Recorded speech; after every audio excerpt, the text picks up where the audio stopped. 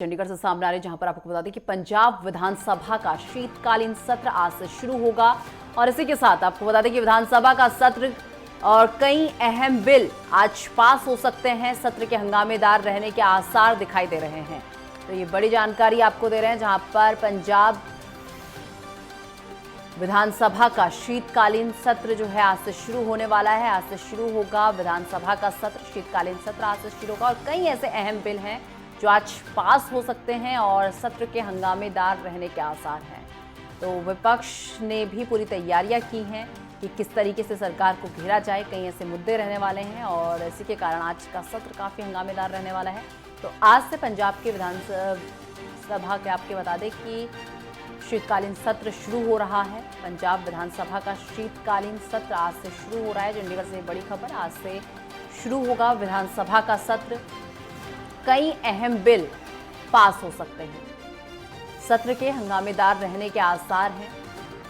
तो ये बड़ी जानकारी चंडीगढ़ से, जहां पर पंजाब विधानसभा का शीतकालीन सत्र आज से शुरू होगा। विधानसभा का शीतकालीन सत्र, कई अहम बिल हैं जो आज पास हो सकते हैं और इसी के साथ सत्र काफी हंगामेदार रह सकता है। कई ऐसे मुद्दे होंगे जिस पर विपक्ष सरकार को घेरता हुआ नजर आएगा।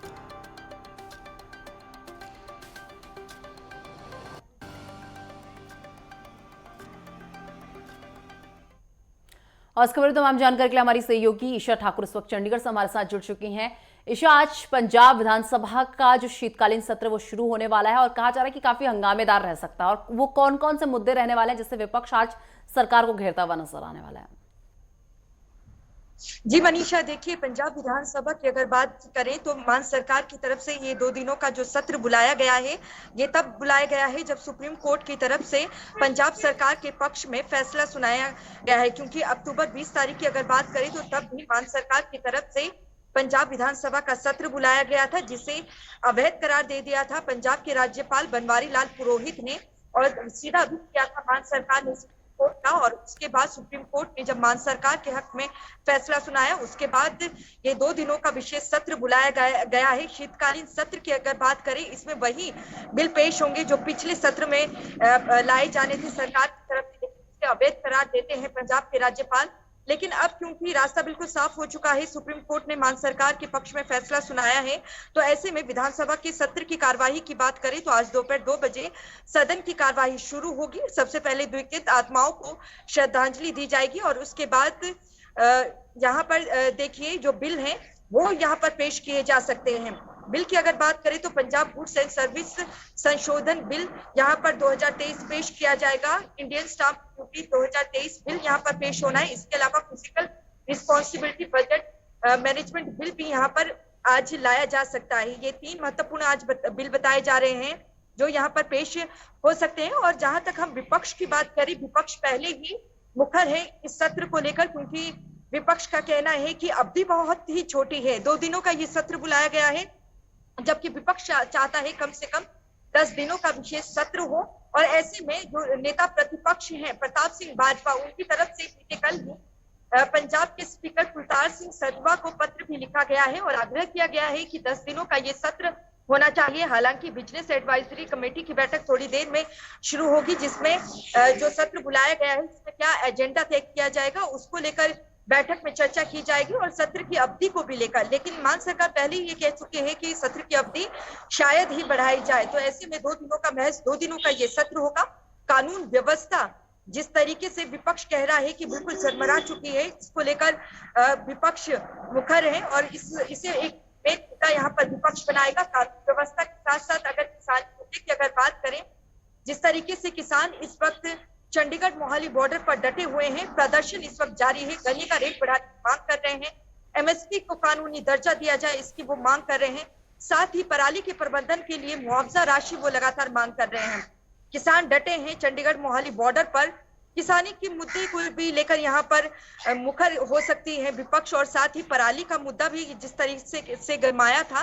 और ऐसे में क्योंकि सुप्रीम कोर्ट में मामला इस वक्त चल रहा है और एनजीटी में इस तरीके से दिल्ली एनसीआर में प्रदूषण का स्तर बढ़ता जा रहा है, तो ऐसे में विपक्ष का कहना है कि सरकार की तरफ से जो किसानों को देना चाहिए लाभ वो दिया नहीं गया है, ताकि पराली का प्रबंधन कर सके किसान, और मुआवजे की राशि जो देनी चाहिए वो नहीं दी गई है उचित तौर पर।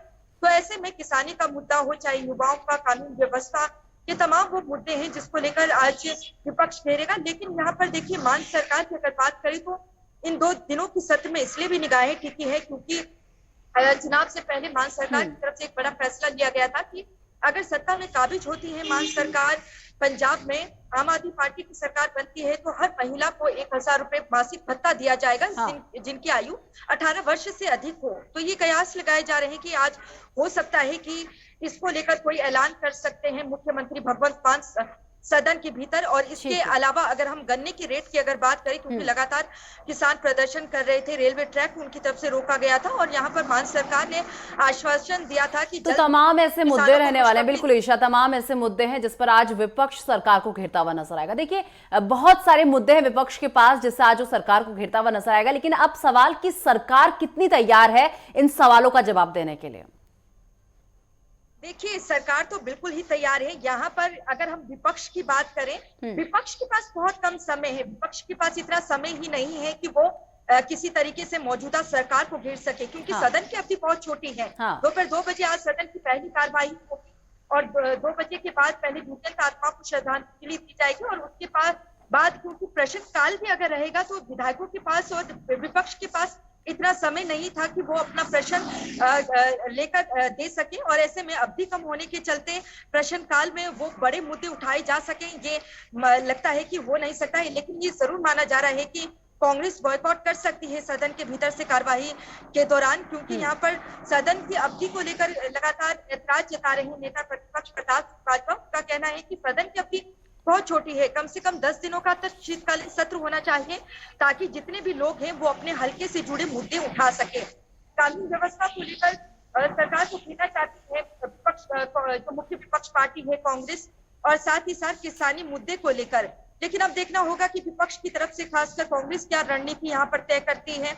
और मान सरकार की अगर बात करें, वो पहले से एकजुट हो चुकी है, क्योंकि मुख्यमंत्री भगवंत मान की तरफ से बीते समय ही अगर 2 दिन पहले की अगर बात करें तो यहाँ पर सभी विधायकों को उन्होंने चाय पे बुलाया था और विधायकों को ये आदेश दिए गए थे कि वो सदन के भीतर अपने ही मंत्रियों को घेरने की कोशिश ना करें, क्योंकि अगर वो अपने ही मंत्रियों को किसी मुद्दे को लेकर घेरते हैं तो विपक्ष को मुद्दा मिल जाता है। तो ऐसे में माना जा रहा है कि जो मौजूदा आम आदमी पार्टी के विधायक हैं वो हो सकता है कि अपने हल्के से जुड़े मामलों को लेकर अपनी ही सरकार को ना घेरे, और विपक्ष को देखना होगा कि जो कांग्रेस है वो क्या रणनीति लेकर सदन के भीतर जाती है और किस तरीके से मुद्दे उठाती है। जी चलिए, बहुत बहुत धन्यवाद हमारे साथ जुड़ने के लिए और ये तमाम जानकारी हम तक पहुंचाने के लिए।